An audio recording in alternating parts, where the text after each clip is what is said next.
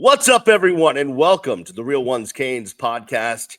He is the man, the myth, the legend, the managing editor of State of the U. Go check it out, stateoftheu.com. He is Cam Underwood. I am Brian the Beast London. I'm the managing editor of my vast t-shirt collection, so there's that. You can follow me on the intercyber webs at Miami Radio Beach. You can follow Cam at Underwood Sports Cam. We are nearing the end of spring practice. I think we are recording this Friday afternoon. I think we've got a scrimmage tomorrow and then the spring game next weekend, which will not be televised. So we'll see how that goes. But there's some good storylines going on as it relates to spring practice. What's on your mind? Before we get there, I want to circle back to your fun fact from the beginning. What is your favorite novelty t-shirt that you have? Do you have one that like is going to shut down ESPN, like when Bomani Jones wore the Caucasians? I have a few. I have a few which I've been reluctant to wear. They're very topical. I don't really want to get into them because I don't want to be polarizing on the pod. But let's just say if I were to step out of my front door and into the public with one of these on, it would certainly draw attention. I have an idea as to the content of that, but cool. Yeah, but I will say, my I think my favorite t-shirt right now, and it goes back and forth, right? Like I literally every morning I wake up thinking that this is my favorite one. No, that's my favorite one.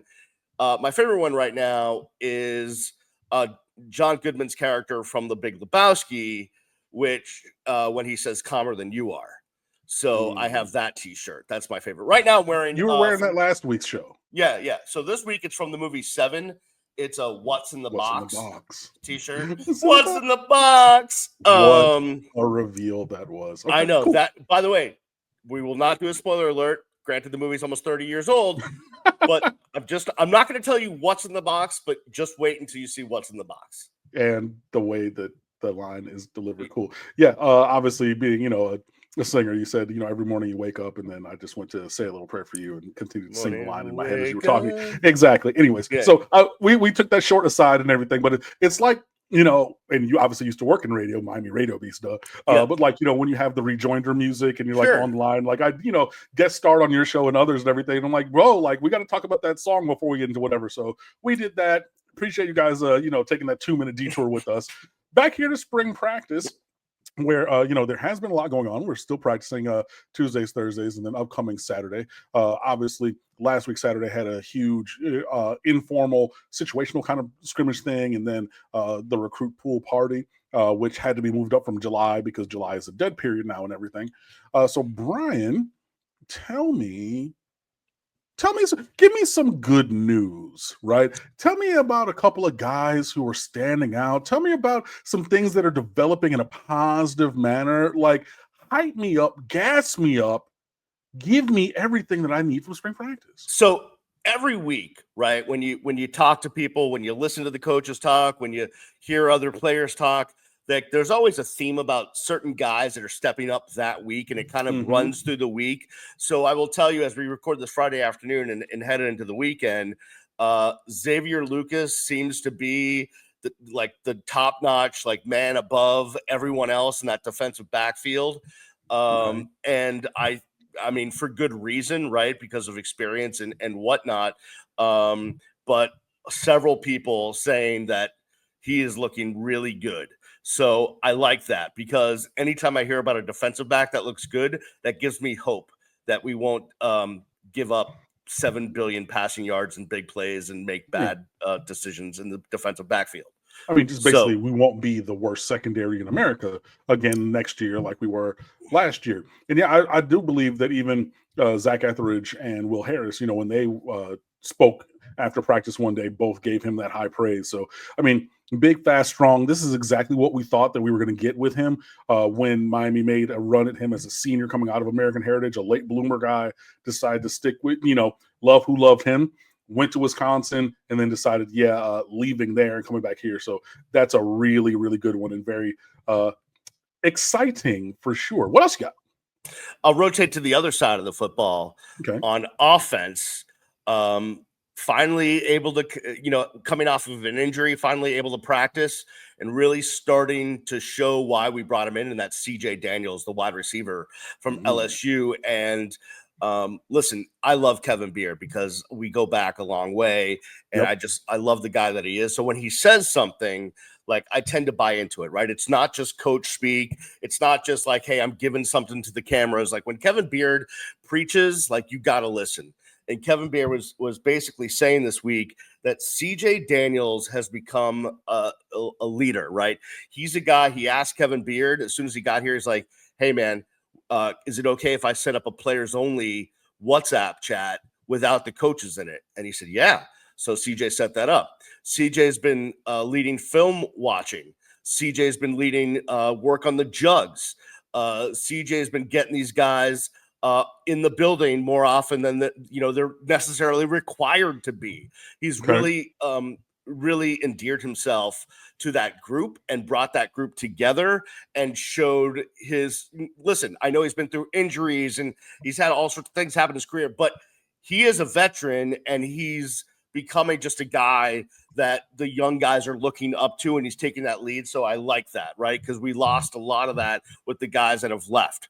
So I like that a lot. So CJ Daniels, I like to see that staying with the receiver group. Well, sorry, just really quickly before. Go ahead. To put a bow on that, CJ Daniels is a guy who had 2,000 yards receiving and was at 21 touchdowns in 4 years because of a COVID year at Liberty before going to LSU and not doing anything. So, like, this is a guy, who has performed at this level. He was the leading target for Caden Salter, who's a highly thought of quarterback prospect. A couple of years ago, almost 1,100 yards and 10 touchdowns 2 years ago in 23. And him stepping into that leadership role is mirroring now what KJ Osborne once brought to the Miami Hurricanes when he transferred in from Buffalo. So I see the parallels there. And KJ Osborne, who's still in the league and getting a contract year after year after year after having been a 2-star recruit, going into college. I think if we have that kind of leadership and development from CJ Daniels and he's starting to step in that, I would, definitely appreciate that, since the majority of the rest of the room is very young. And you were going to talk to us about the rest of the room as well. Yeah. Speaking of the receiver room, obviously everyone is keeping their eyes on the battle between Ray Joseph and Malachi Toney. And I think what we've learned is that, and this is what came out this week. This is what Kevin Beard said. Is that Ray has all the talent in the world, and through high school was able to get out of bed in the morning and be the best. Yeah. But this isn't high school anymore. This is college. And now you have to work. And I think he kind of insinuated that Ray kind of had to learn to work at his craft for the college game and not just rely on my physical skills. His physical skills. I have no physical skills. We know it. So that's the thing on Ray, and I think he's slowly learning that process. And it kind of reminded me of this. And I know we all know this person, right, Cam? Which is whether it was in high school or college, that kid that was so smart that never had to study for a test and would walk into like the bio test or whatever hard class trig and just get an A and be like, oh, no, that was easy. Meanwhile, you spent all night cramming and you're like, oh, if I could just get a B, I'd be so happy. And that kind of is like Ray, right? He popped through high school through his physical abilities. And the college game is just more extensive, right? And the way Kevin Beard put it is, hey, man, the DBs on the other team, they know about you. They know that how highly recruited you were. They know about what you did in high school. And guess what? They're going to try to make you look pedestrian because they want to get their draft stock up off of stopping you. And you have to learn to work through those situations and not just rely on your physical ability. Well, I mean, that's a great point. Hopefully, seeing the leadership of CJ Daniels and getting the statements of Kevin Beard to light a fire underneath him. But as y'all know, I was a teacher if you don't know, and you're new here, I was a teacher for 15 years. And then I did summer camps and other things. So I've 25 aggregate years of teaching. And I would always tell my choirs, and especially when I at my advanced group, said, talent is God-given, skill is developed. So you have this talent, you have this preternatural speed, you have this ability to catch the ball and everything. And you wake up in the morning and you have that. But the better that you are, the more you're required to work at your craft to develop the skills that align with your level of talent in whatever industry and area. And I think that, Ray Joseph is finding that, okay, cool. Yeah, I got by on my God-given talent for a while, but there are demonstrable, repeatable skills for the game of football that need to be honed. And those don't happen just because you sleep on it and you look at it. You go out there and do the work to develop those skills, and hopefully he's going to be able to do that. So Malachi Toney, who's on the other side of that battle for that starting position, the thing that Kevin Beer talked about this week is that Malachi, one, has no fear. Love that. Just no fear, right? You could be a freshman and come in and be intimidated by all the talent around there and the seniors that are playing DB against you and all this stuff. Malachi has got no fear. Also is a monster when it comes to preparation. Just every day, every practice is ready to go, knows exactly what's happening, studies his playbook, watches film, just is a monster of preparation. And again, this is a guy that is supposed to be the whole senior prom, is not supposed to be here yet, right? Well, I mean, to junior prom, because remember, reclassified. That's right. And then he was the Nat Moore Award winner for the best high school football player in South Florida as a junior, basically. Correct. And then he was like, cool, I'm going to work ahead on all my credits and then leave. This is a kid who should be at the end of his junior year of high school currently. And he's in spring practice at the University of Miami. Impressive. Because of his maturity and his ability to prepare.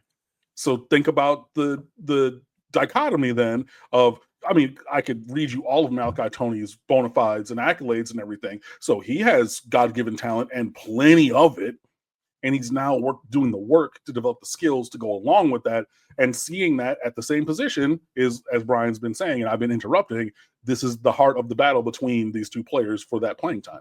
So it'll be interesting to see, right, Cam, as we get through the spring game. And listen, people, even though it's not televised, there's going to be a bunch of people at the spring game, and people are going to Toney should be the starter. No, Ray is moving up. That's going to be a thing, right? And it's going to go on through the summer. It's going to go on through fall camp. We'll see how it works itself out. But I'm just excited, as you know, right? And we hate to at least I do. I hate to always throw it back to 20 years ago, right? Or 25 years ago.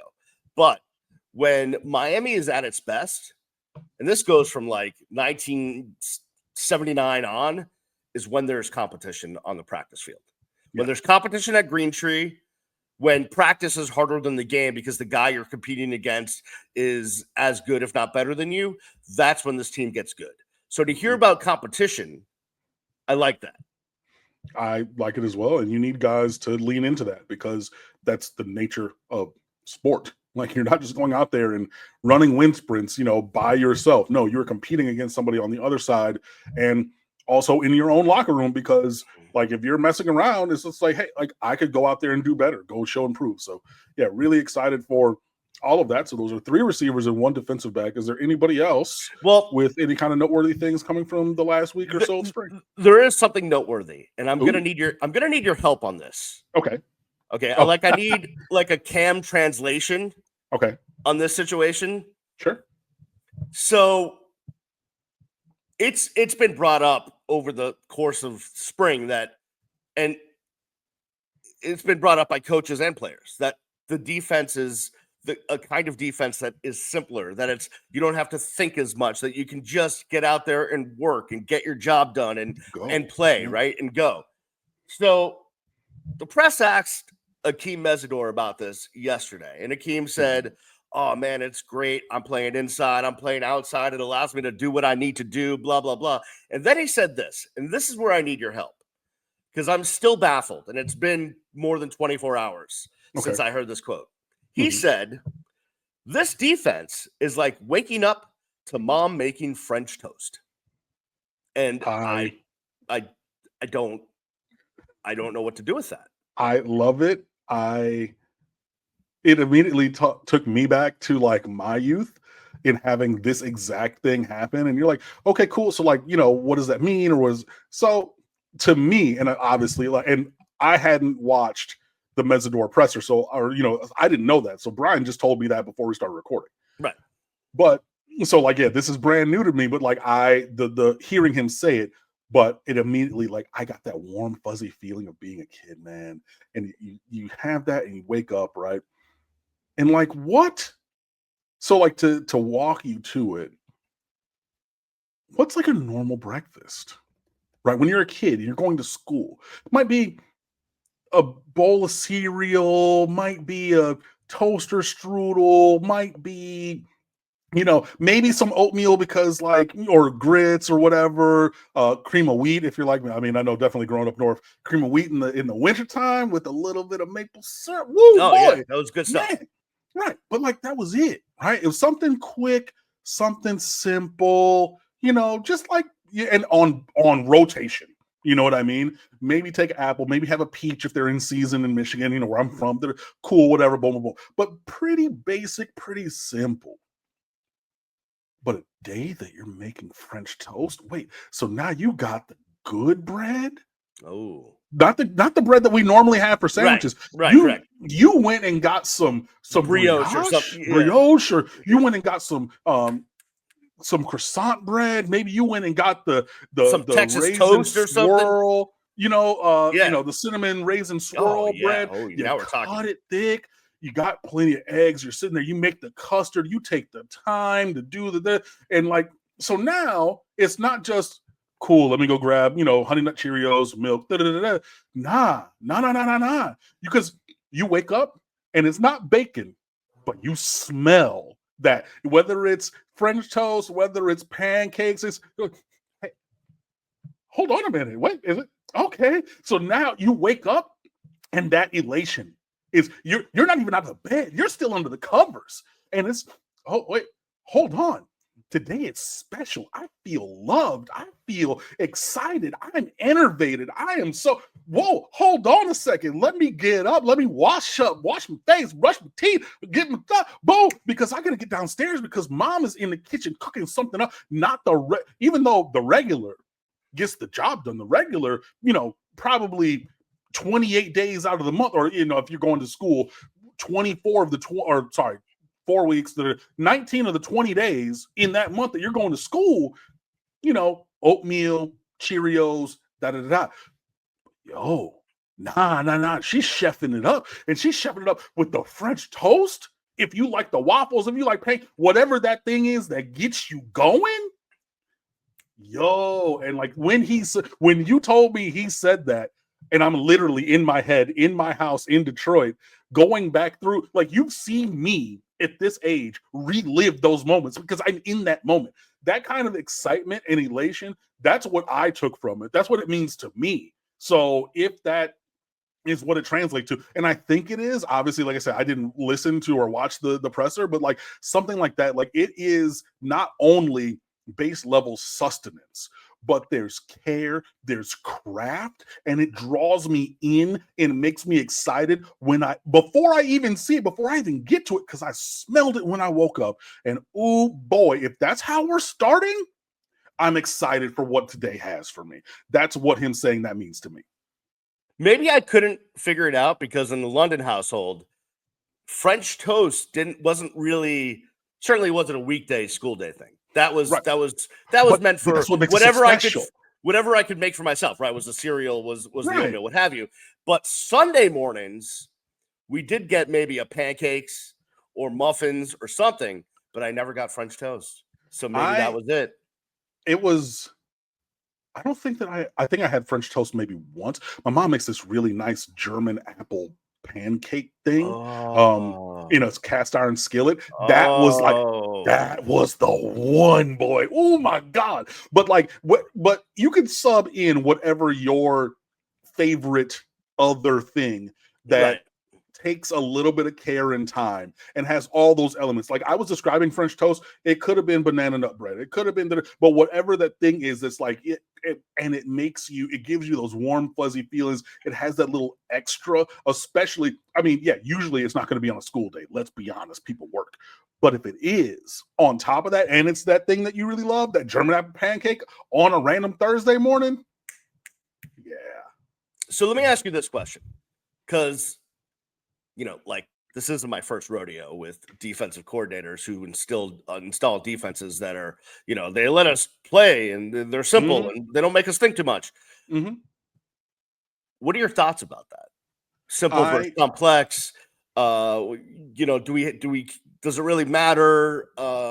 Like what are your thoughts on that? Because sometimes when I hear that a defense is simple and they just let us work, I'm like, oh, well, that's great until the offense figures it out, and then we don't have anything else. Well, simple doesn't mean bare bones, first of all. But to me, I think it's good. And I think we saw this at times during last year. The defense was trying to be too smart for its own good. Like they ran so many twists and stunts up front, and then you get guys out of lanes, and that's how you get quarterbacks. Like the Georgia Tech game specifically, when they're twisting inside, and the quarterback was just like, cool, I'm just going to run. It's like things like that, elements of scheme that are overwrought, overthought, just too complex for their own good. And defense is way more reactionary than offense. And you have to know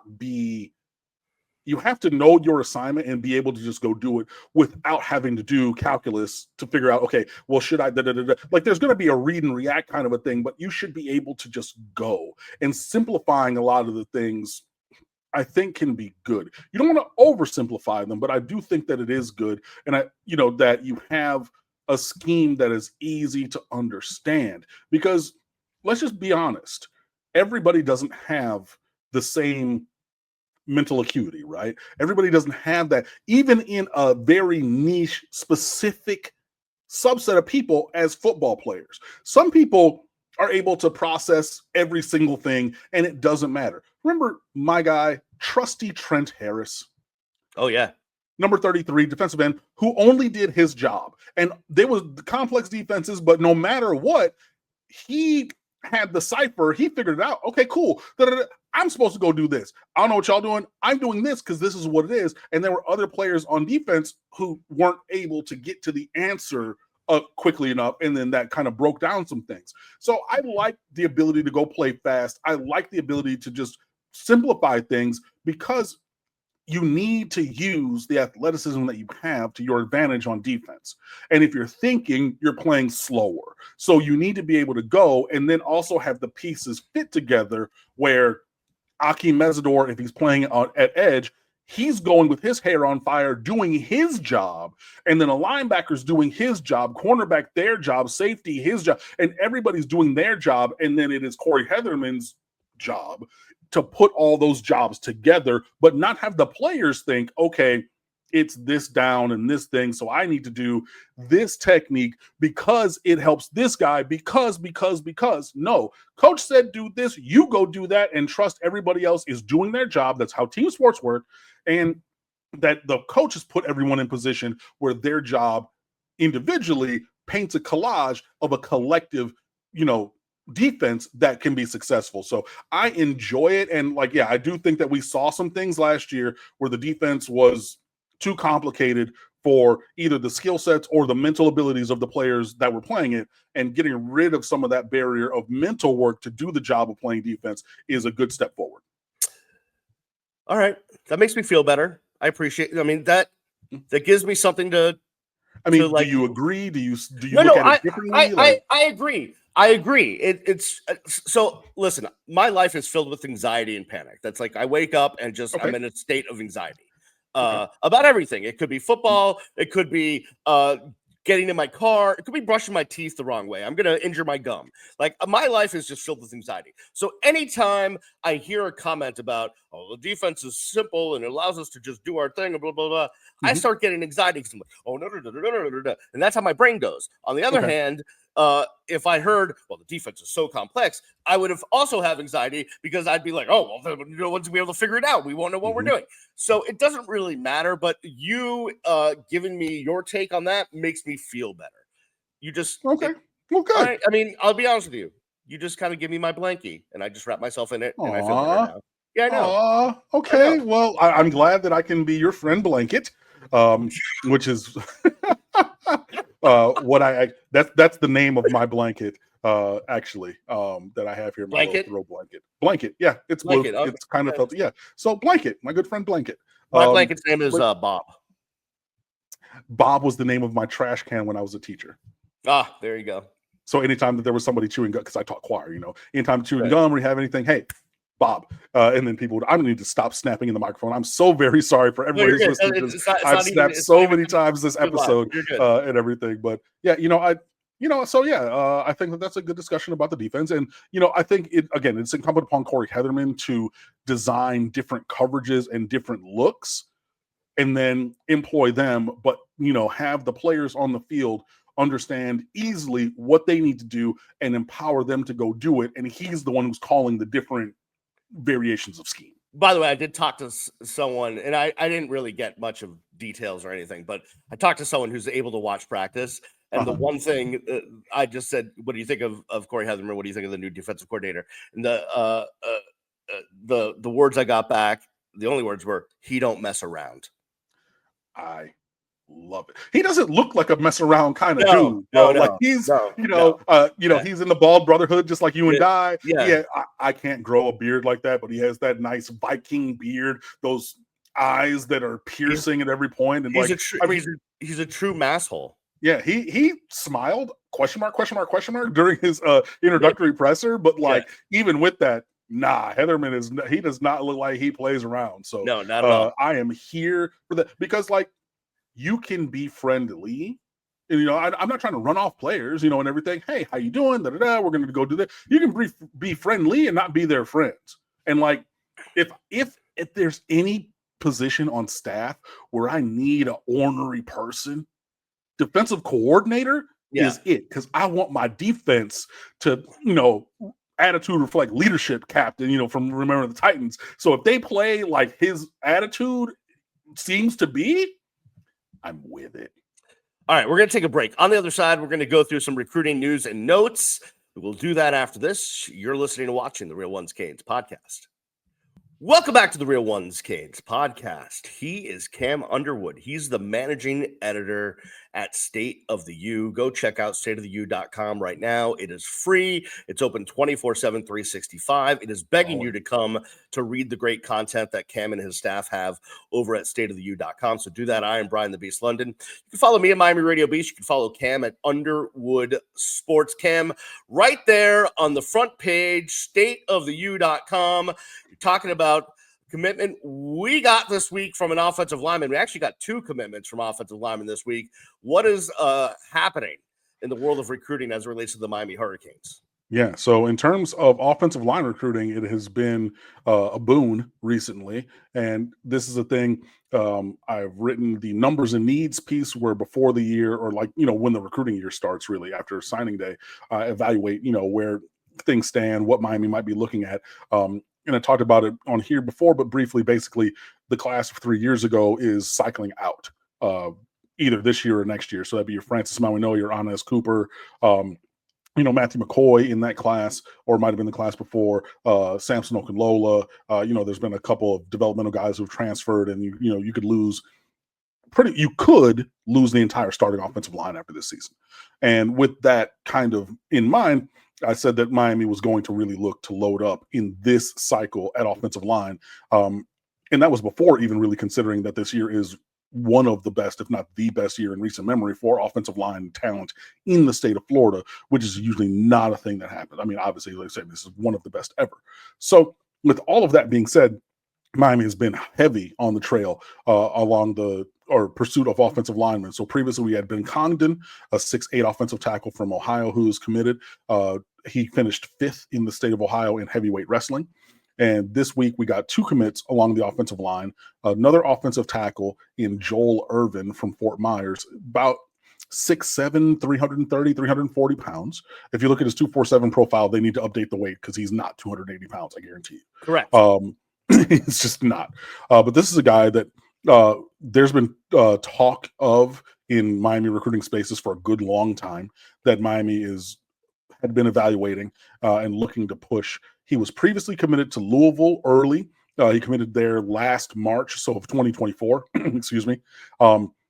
In Louisville, sometimes they do a good job with their early evaluations. If you look at guys like Cole McConaughey, who was on the roster for the Miami Hurricanes, he was an early commit to Louisville. If you look at Joel Irvin and several others, and they were trying to say, okay, well, we got in there early, we did the eval and everything, and going to kind of play defense for 2 years. But then, somebody from Fort Myers kind of alerted the Miami staff, and then they did their due diligence. And this is a guy that they think is a high 4-star, potentially 5-star kind of talent. He's currently ranked as a 3-star. I guarantee you he will not stay ranked as a 3-star. He is way too big. He is NFL sized right now.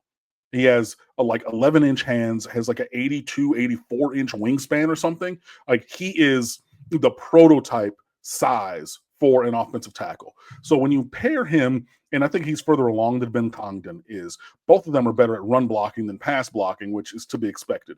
But yeah, Joel Irvin, that is a huge get. Might be one of the gems of the class. Like I said, he's going to end up as a mid-high 4-star talent.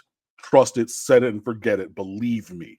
And I wrote this on the website, and you can see the highlights on the Welcome to the U piece on Joel Irvin. So he committed after the pool party last Saturday. So he's like the 5th commitment in a row who took an unofficial visit and then committed end of same day. Brought his whole family down. He had recently, I think the Monday before the pool party, just recently decommitted from Louisville, but that had been trending for a good long time. Miami did a very good job there to get him. You back that up with J.J. Sparks from Jacksonville Bulls, an interior offensive lineman who just committed a couple of days ago on Wednesday night. And he's a guy, he's like 6'4", 300 pounds, plays all over the offensive line in high school. He plays a lot of tackle because you're not going to find many 6'4", 300-pound dudes at the high school level. He projects as a guard or maybe even a center. He's going to play inside. But he's big, he's strong. He'd been starting on the offensive line for Bulls since their freshman year. And Jacksonville Bulls is a legacy program in the state of Florida, one of the most, known programs from a high school in the state of Florida. So if you're going there and you're playing as a freshman, you're good. And not only that, but you go into Jacksonville, which is staunchly not a Miami recruiting hotbed. Right. You go up there and get him. Fort Myers, I know that there are some guys who've come to Miami from over there, but you usually don't get many from over there. If you go up the road to like Seffner Armwood outside of Tampa, 3 commits in the last 2 years, and that's a place that was not sending guys to Miami at all. The only thing, I said this on another show that I host on Wednesday nights, you can or video show, you can see that, and you follow me on the Magic Twitter machine and get the link to that. But the only school that would like make Miami's recruiting breakthroughs even more noteworthy would be if we were to go into like Palm Beach Gardens Dwyer and get a player. Like their coach, Jack Daniels, that was his name, went to UF, and famously he pushed kids anywhere but Miami. I don't care what anybody says. I talked to people. I know that he actively sent players other places but Miami. So you've gone into Jacksonville now, you've gotten a guy. You're over in Fort Myers and Seffner Armwood and other places where Miami has not had recruiting success. If you added Palm Beach Gardens Dwyer on top of that, that would be just like a completely new recruiting world order. But with both Sparks and Irvin, this gives 3 offensive linemen committed in this class. All of them are Miami caliber, even if some might play earlier than others. We're still going after Kenny Pepe and Brock Holliday, both from IMG Academy, tackle and a guard. We're going after Jackson Cantwell, the number 1 player in America, tackle from Nixon, Missouri, and plenty of others. And there's even more from the state of Florida. There's Johnny Jones, there's Cannon Pickett, there's plenty more. So yeah, Miami's probably looking at 6, maybe even 7 takes along the offensive line in this class. And you have 3 really good foundational players. And then if you're able to add in another couple blue chippers like a 5-star Jackson Cantwell, a 5-star Kenny Pepe, a 4-star Brock Holiday, a 4-star Johnny Jones, a 4-star Cannon Pickett, and or others. You're going and rebuilding the Great Wall of Mirabal in a really methodical and successful kind of a way. And yeah, we got 2 more building blocks towards that offensive line wall in this last week. So I feel really good about where things are. Yeah, the Miami's going to have to stock up on offensive linemen because, as you said, you may lose the entire starting 5 next year. So you really need to get going. And Mario actually talked about it this week. He wants to recruit guys that can come in and play at least somewhat their first year. That's kind of what he's looking for, is guys that can come in and at least be a backup, be a situational player, someone that can come in and play meaningful snaps in year 1 as an offensive lineman. And that means their body's going to have to be more mature than other high schoolers, and they're going to have to be mentally ready for the college level. So they're looking for something specific, but right now they're finding it. And I think, as the nation has figured out for a long time, Mario Cristobal and Alex Mirabal do a great job of developing offensive linemen and putting them into the league. So that bodes well. Hey, I want to circle back to something we talked about last week, or we talked about last week, as we like to close loops on the show, is Chris Henry Jr., one of the top players in the country. He came through, but as it turns out, he's not coming to Miami.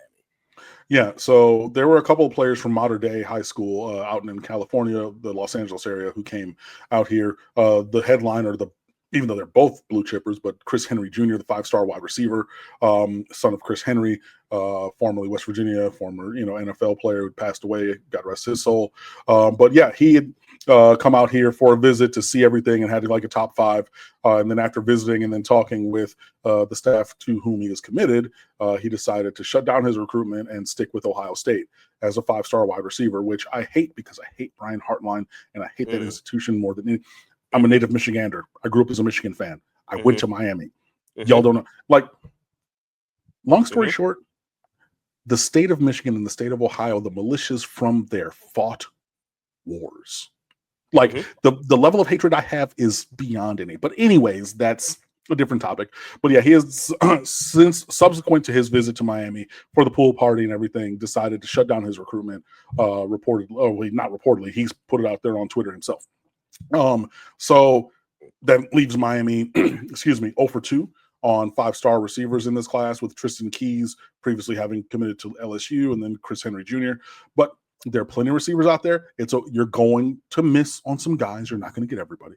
But another guy from that same high school, Tomohini Topui, had been committed to Oregon, decommitted, went to USC for a visit earlier in last week. They pushed really hard. He came out with Chris Henry and others to the pool party at Miami, and then went back home and then committed to USC.